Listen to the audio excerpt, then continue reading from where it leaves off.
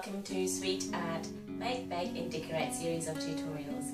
Today I'm going to make a Diwali snack, which is a savoury snack, which you can use for Diwali, or you can also have it any time you like for afternoon tea or morning tea with a cup of tea. So it's basically like Shakarpara, but it's a savoury version with Ajma or Ajwain seeds and jeera seeds or cumin seeds. So I'll show you how to make those and hopefully you can try them. Okay, let's get started. The ingredients for the Savoury Shakarpara or Ajwain Shakarpara: 2 cups of plain flour, half a cup of corn flour. If you don't want to use the corn flour, you can just use 2.5 cups of normal flour, that's fine. But the corn flour tends to give it a nice sort of consistency and make them more melt in the mouth texture. Then we've got 2 teaspoons of Ajwain seeds and 1 teaspoon of jeera seeds, and that's really according to your taste. If you like less or more, just add more or less. 1 teaspoon of salt, again this is to taste, so I've added a tiny bit less than 1 teaspoon, it's around 3/4 of a teaspoon. 2 tablespoons of butter and 1 teaspoon of oil, and some boiling water to mix it all together to a dough. So I estimate we'll use around about 3/4 of a cup, but we'll have a look how much is left at the end and then we'll see how much water goes into this mixture. It does vary a little bit, but you basically want to make a nice soft dough. So let's mix this all into a bowl and then I'll show you how to make the dough. Okay, so I'll just put the flour into my sieve and the corn flour as well.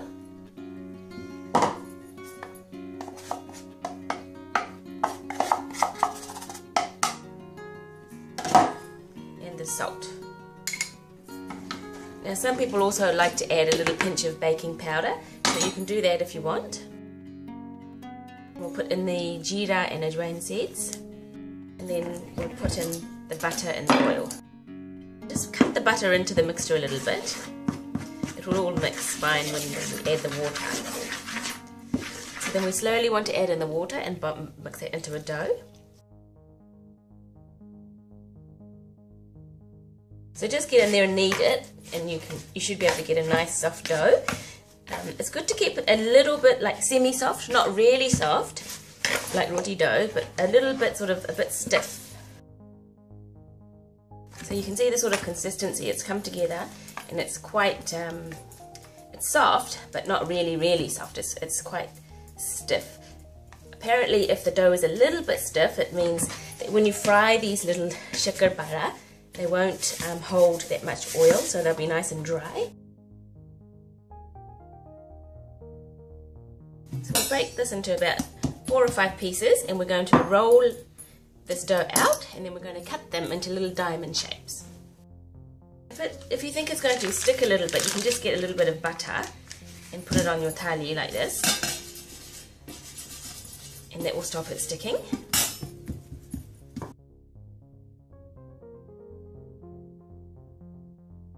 And then what we're going to do is cut it into diamond shapes. If you make this quite thin, then your shakarpara will be nice and crispy, really crispy. And if you like them to have a bit more of a bite to them, crunchy, you can make them a little bit thicker. It's really your own preference. You can experiment and see. So you'll get the odd little tear because of the seeds in there, but don't worry too much about that. When they fry, it'll be fine. So now you just want to get a knife or a pizza cutter. I use this, is quite good. And you just basically just cut them like this. Okay, and then we're going to just peel these off like this so that they're easy to put into the oil, and then we're going to fry these in the oil. So I'll take you over to the oil now and show you how to fry them.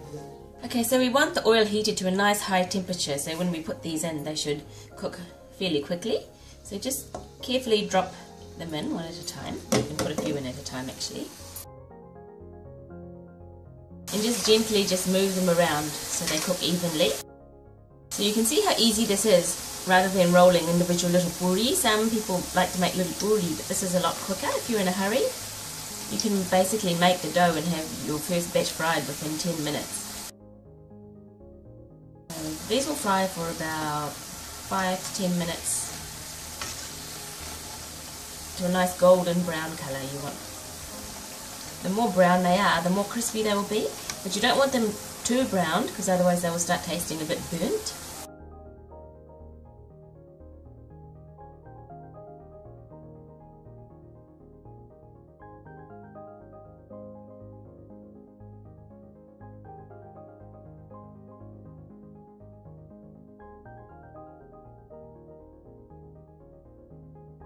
Right, these are looking just about ready now, so I'm going to put them on some paper towel and drain them and take them out. They're a lovely light golden brown colour.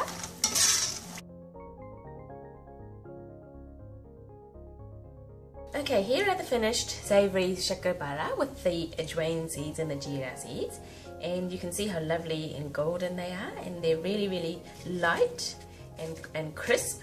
I'll just break one so you can hopefully hear the crisp.